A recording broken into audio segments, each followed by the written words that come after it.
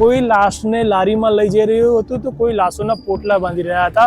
આ એટલી ગંભીર ઘટના હતી કે સામાન્ય વ્યક્તિ આ જોઈને અરેરાટી પામી ગયો હતો। બીજી તરફ પોલીસ માટે પણ એ સમયે કાયદો અને વ્યવસ્થા જાળવવાની એટલી જ ગંભીર બાબત હતી।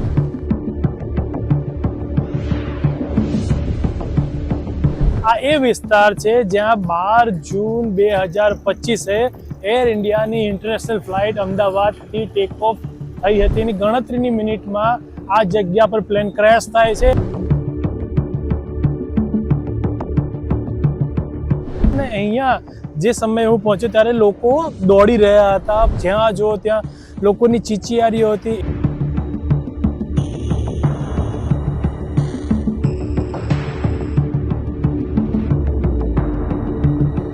બધાને એવી આશ હતી કે કોક જીવતું નીકળશે અને તેમને સારવાર મળશે, પરંતુ માત્ર એક વિશ્વાસ આ દુર્ઘટનામાં બચ્યો અને તે પણ ચાલતો હોસ્પિટલ ગયો।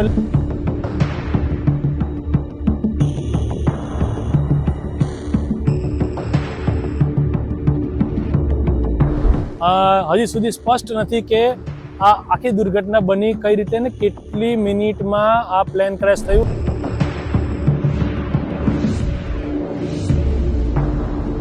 કારણ કે અચાનક બનેલી આ ઘટના માટે અમદાવાદ શહેર તૈયાર નહોતું, પરંતુ અમદાવાદ શહેરમાં એક જુસ્સો જરૂર હતો કે કોઈ બી પરિસ્થિતિને પહોંચી વળવા માટે બધા એક થઈને જે રીતે અગાઉ પણ કામ કરે આ વખતે પણ ભેગા થયા।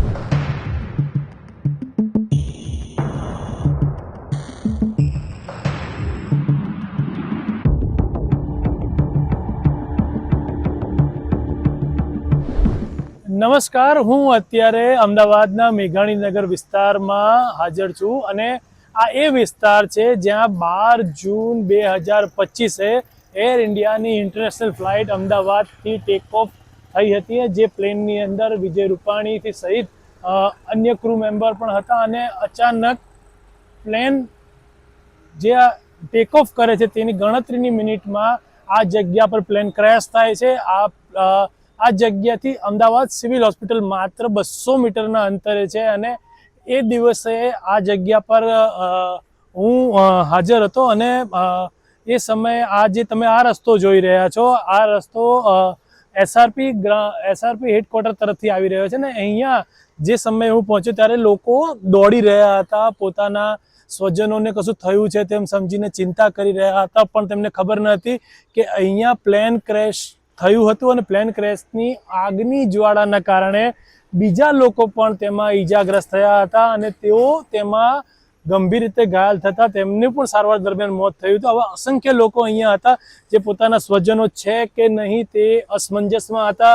તેઓ વિચારી રહ્યા હતા કે હવે શું થશે, તેઓ ક્યાં છે, તેમને શોધવા માટે પણ પ્રયાસ કર્યા હતા। રસ્તા પર જ્યાં જો ત્યાં લોકોની ચીચિયારીઓ હતી। એક તરફ જે ફાયરના જે વાહનો છે, જે અગ્નિશામક દળની જે ટીમો હતી જે આવી રહી હતી, બીજી તરફ સ્થાનિક લોકો અહીંયા ભેગા થવા લાગ્યા। રાષ્ટ્રીય સ્વયંસેવક સંઘની ના પણ લોકો અહીંયા હતા, જે અહીંયા આસપાસ પડેલી લાશો જે એક રીતે કહીએ તો એક કોકડું થઈ ગઈ હતી અને તેને ભરવાનો પ્રયાસ કર્યા હતા। કોઈ લાશને લારીમાં લઈ જઈ રહ્યું હતું તો કોઈ લાશોના પોટલા બાંધી રહ્યા હતા।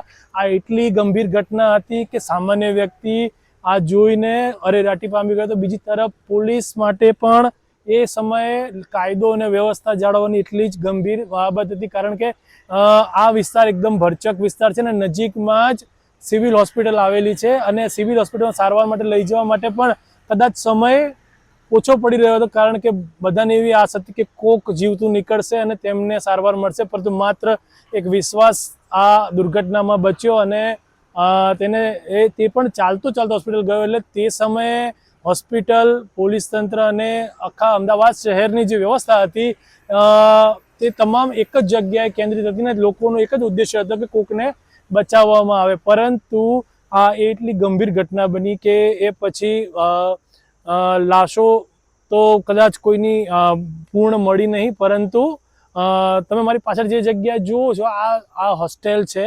હોસ્ટેલની અંદર તે સમયે ડૉક્ટરો રહેતા હતા, પાછળ મેસ છે। આ મેસની અંદર લોકો જમીને અહીંયા આવતા ત્યારે અચાનક જ પ્લેન ક્રેશ થયું અને પ્લેન ક્રેશના કારણે ધડાકાભેર આગ લાગી। આગ હજી પણ આ જે હોસ્ટેલને તમે જોઈ શકો છો, એર કન્ડિશન, પંખા અને બધું જેમ તેમ છે, પરંતુ આમાં પણ ઘણા નિર્દોષ તબીબોના મોત થયા અને આ સમગ્ર ઘટના બન્યા બાદ હું જ્યાં પ્રત્યક્ષદર્શી તરીકે અહીંયા હાજર હતો ત્યારે મેં જોયા પ્રમાણે અમદાવાદ શહેરના ઝોન 4 ડીસીપી કાનન દેસાઈ જે અહીંયાથી 50 મીટર દૂર સૌથી પહેલાં પહોંચ્યા હતા અને તેઓ આવી અને સમગ્ર ઘટનાનો તાગ મેળવવાનો પ્રયાસ કરી રહ્યા હતા કે શું થયું હતું, પરંતુ એમની પ્રાથમિક એમનું કામગીરી એવી જ હતી કે બની શકે એટલા લોકોને હોસ્પિટલ સુધી પહોંચાડવામાં આવે. તેમણે એમ્બ્યુલન્સ લાવ્યા, રસ્તો એક તરફ બ્લોક કર્યો જેના કારણે લોકોને સારવાર માટે લઈ જઈ શકાય, પરંતુ જે વ્યક્તિ આવે તેમને એવું જ હતું કે કદાચ મારા સ્વજન અહીંયા નીકળ્યો હશે ને તેને કંઈ થયું હશે. એવું એકાદ ઘટનામાં આવું બન્યું પણ છે કે જે નિર્દોષ તેમાં મૃત્યુ પામીને ત્રીજા દિવસે તેની ઓળખ થઈ, DNA મેચ થયા પછી ખબર પડી કે આ મૃતક અહીંયા હતા. એટલે આ એક ગંભીર ઘટના અમદાવાદ શહેર માટે તો કહી શકાય, ગુજરાત રાજ્ય માટે, કારણ કે અચાનક બનેલી આ ઘટના માટે અમદાવાદ શહેર તૈયાર નહોતું, પરંતુ અમદાવાદ શહેરમાં એ જુસ્સો જરૂર હતો કે કોઈ બી પરિસ્થિતિને પહોંચી વળવા માટે બધા એક થઈને જે રીતે અગાઉ પણ કામ કરે આ વખતે પણ ભેગા થયા હતા અને બંને તેટલા લોકોને મદદ કરી હતી. સિવિલ હોસ્પિટલની તમે વાત કરું તો સ્વયંસેવી સંસ્થાઓ ત્યાં ભેગી થઈ લોકોને પાણીથી લઈને અલગ અલગ વ્યવસ્થા કરી હતી, પરંતુ એ સમય જ એવો હતો કે લોકો સતત ચિંતામાં હતા કે હવે શું થયું.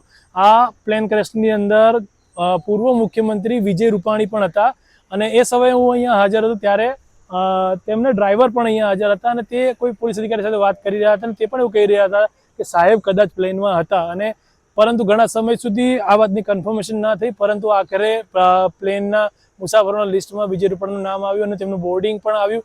ત્યારથી બાદ સ્પષ્ટ થયું કે વિજય રૂપાણીનું પણ આમાં મોત થયું છે.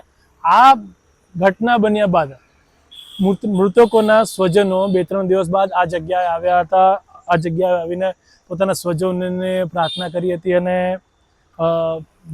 જે દુર્ઘટના બની તેનો તો કોઈ રસ્તો નહોતો, પરંતુ તેમના આત્માને શાંતિ મળે તે માટે તમામ ભેગા થયા હતા. અને હજી સુધી આ 1 વર્ષ 12 જૂન 1 વર્ષ પૂરું થયું છે અને તેમ છતાં હજી સુધી આ દુર્ઘટના પાછળ મુખ્ય શું કારણ છે તે જાણવા નથી મળ્યું. અલગ અલગ સમયે અલગ અલગ વાતો સામે આવે છે અને હજી સુધી સ્પષ્ટ નથી કે આ આખી દુર્ઘટના બની કઈ રીતે ને કેટલી મિનિટમાં આ પ્લેન ક્રેશ થયું, એટલે કે ટેક ઓફ થયાથી લેન્ડ ક્રેશ થયા ત્યાં સુધી વચ્ચેના સમયમાં પ્લેનમાં શું ખામી એક્ઝેક્ટ થઈ હતી તે હજી તપાસ જ ચાલી રહી છે અને તેમના સ્વજનો પણ અવારનવાર પોતાના પ્રશ્નો ઊભા કરી રહ્યા છે. ત્યારે હજી કેટલા સમય આ લોકોને ન્યાય મળશે અથવા તેમના નિષ્કર્ષ પર આવશે તેના પર સૌની નજર મંડાયેલી છે.